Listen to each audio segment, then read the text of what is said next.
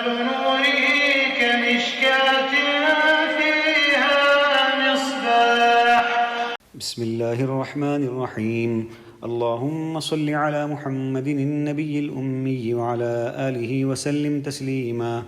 معجزات نبوی صلی اللہ علیہ وسلم کا انسائکلوپیڈیا. آج ایک نیا باب شروع ہو رہا ہے جس میں ان سوالات کا بیان جو رسول اللہ صلی اللہ علیہ وسلم سے کیے گئے اور آپ نے حق اور واقعے کے مطابق جواب دیا، جس کی شہادت نبیوں پر ناز شدہ سابقہ کتابیں دیتی ہیں.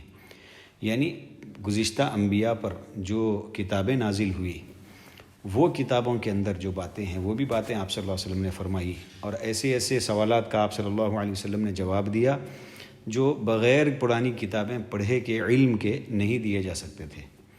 نیز آپ صلی اللہ علیہ وسلم کے بارے میں انبیاء علیہم السلام کی پیشن گوئیاں. اس میں بہت سے واقعات ہیں، اس کو جو ہے الگ الگ مجالس کے اندر پڑھا جائے گا.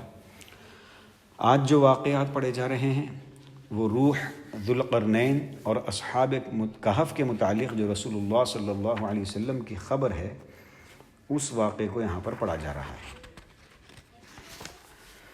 محمد بن اسحاق رحمۃ اللہ علیہ ابن عباس رضی اللہ عنہما سے بیان کرتے ہیں کہ قریش مکہ نے نضر بن حارث اور عقبہ بن ابی معیط کو مدینے کے یہودی علماء کے پاس بھیجا اور ان سے یہ کہا کہ تم دونوں علماء یہود سے محمد کے بارے میں دریافت کرنا، ان سے محمد کی صفت بیان کرنا اور محمد جو کچھ کہتا ہے اس کی خبر بھی انہیں دینا، کیونکہ وہ لوگ اول اہل کتاب ہیں اور ان کے پاس انبیاء کا جو کچھ علم ہے وہ ہمارے پاس نہیں ہے.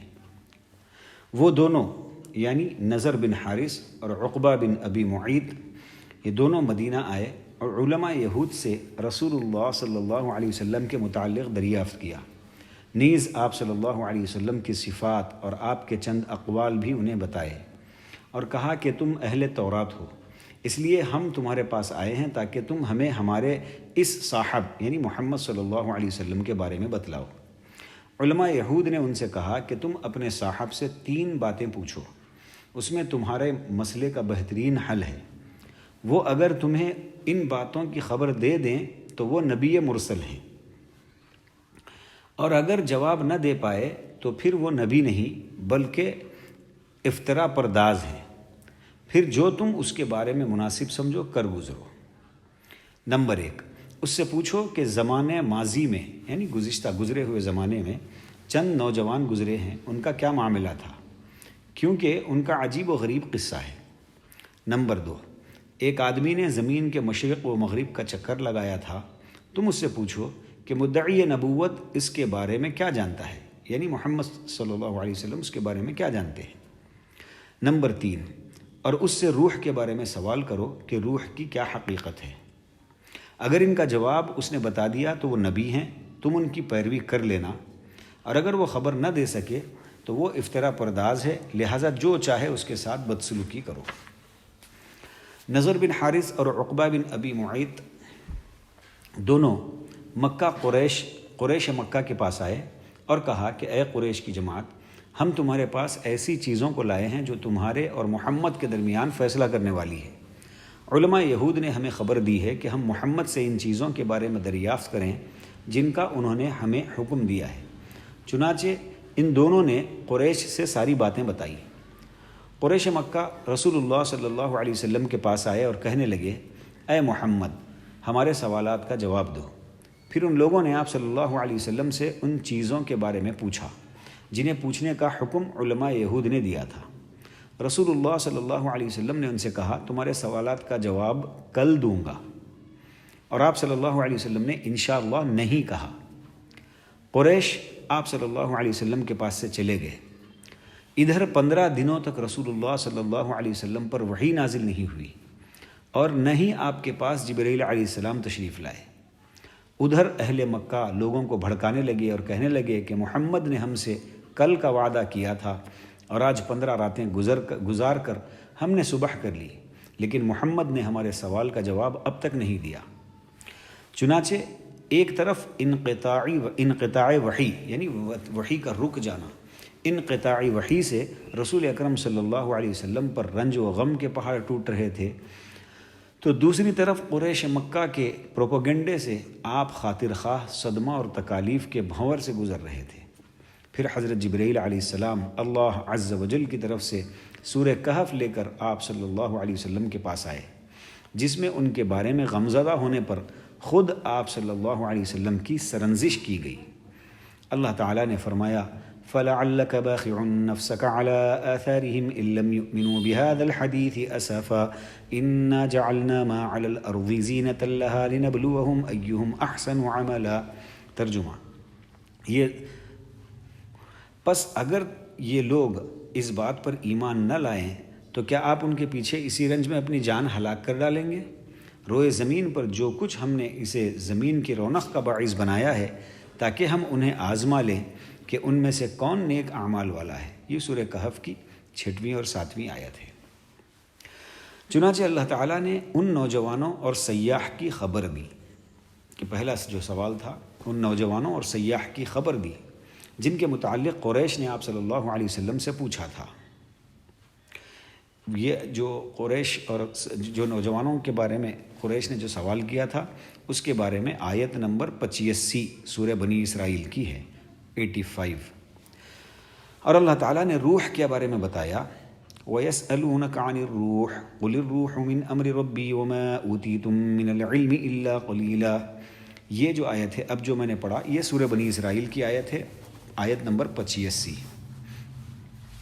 اور یہ لوگ آپ سے روح کی بابت سوال کرتے ہیں، آپ جواب دے دیجئے کہ روح میرے رب کے حکم سے ہے اور تمہیں بہت ہی کم علم دیا گیا ہے۔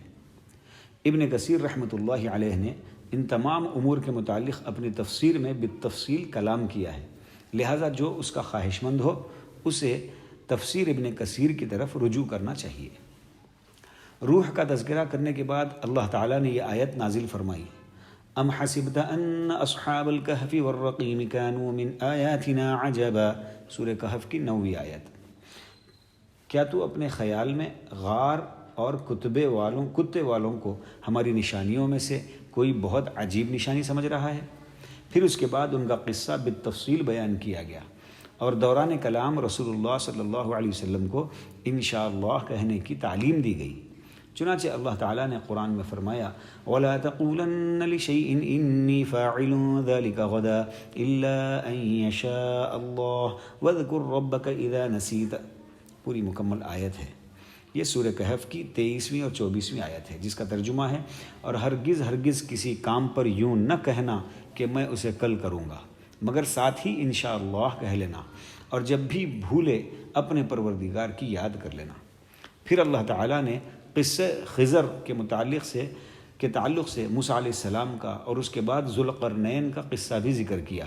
اللہ تعالیٰ نے فرمایا وَيَسْأَلُونَكَ عَنِ ذِي الْقَرْنَيْنِ قُلْ سَأَتْلُو عَلَيْكُم مِّنْهُ ذِكْرًا، سورہ کہف کی 83ویں آیت ہے، جس کا ترجمہ ہے آپ سے ذوالقرنین کا واقعہ یہ لوگ دریافت کر رہے ہیں، آپ کہہ دیجئے کہ میں ان کا تھوڑا سا حال تمہیں پڑھ کر سناتا ہوں۔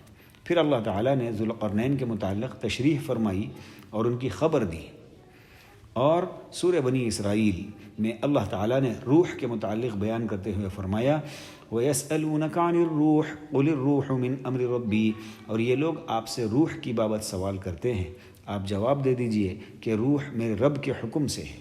آیت نمبر 85 ہے سورہ بنی اسرائیل کی۔ یعنی روح اللہ تعالیٰ کی ایک عجیب و غریب مخلوق ہے اور ایک واضح نشانی بھی۔